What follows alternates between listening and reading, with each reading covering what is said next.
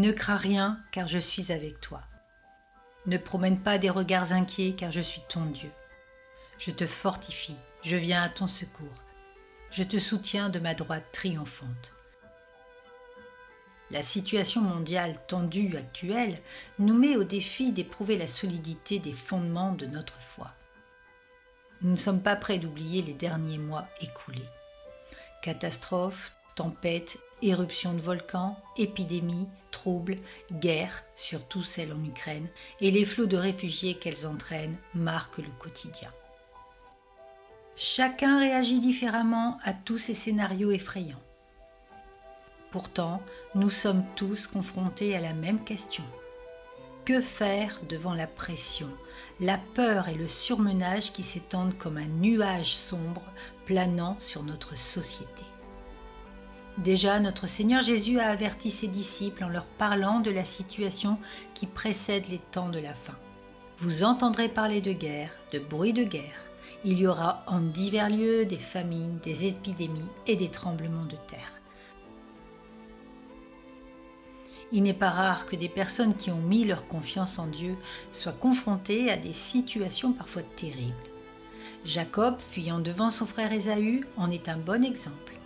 Mais dès le début de son exil, Dieu l'encourage en lui donnant la vision de l'échelle dont le sommet touchait le ciel. Et il le rassure.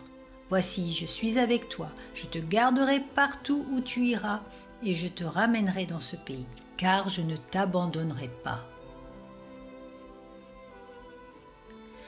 Qu'il fait bon de savoir que Dieu connaît nos doutes, nos besoins et nos incertitudes, et qu'il se soucie de nous. Le pire est-il à venir? Indéniablement, Dieu dirige les événements, il assemble chaque pièce d'un grand puzzle, il accomplit son plan et veille sur ses promesses à son peuple et à son Église. Aujourd'hui, le monde entier a les yeux rivés sur l'Europe de l'Est, où des frères sont devenus des ennemis. Des familles sont déchirées, des amis séparés. La mort montre sa face hideuse et se répand partout.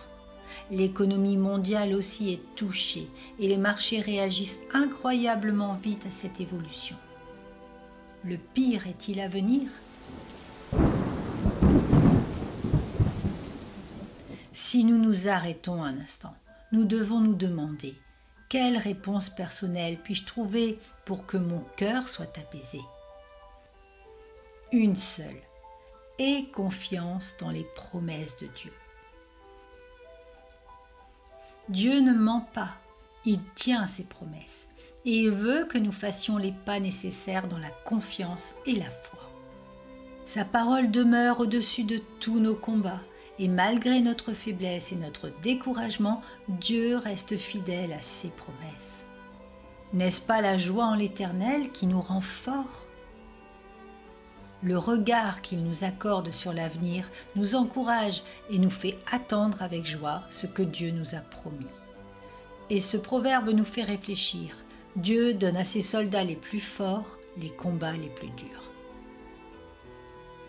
Chers amis de la mission, chaque pas que nous faisons nous rapproche de notre but. En même temps, nous devons être au clair, tant que Jésus-Christ n'est pas revenu. Il est de notre devoir de témoigner de l'Évangile, de la bonne nouvelle. Laissez-vous guider par la merveilleuse déclaration du psalmiste qui vous encouragera et vous remplira d'espoir, de confiance et de joie. Je suis dans la maison de Dieu comme un olivier verdoyant. Je me confie dans la bonté de Dieu éternellement et à jamais.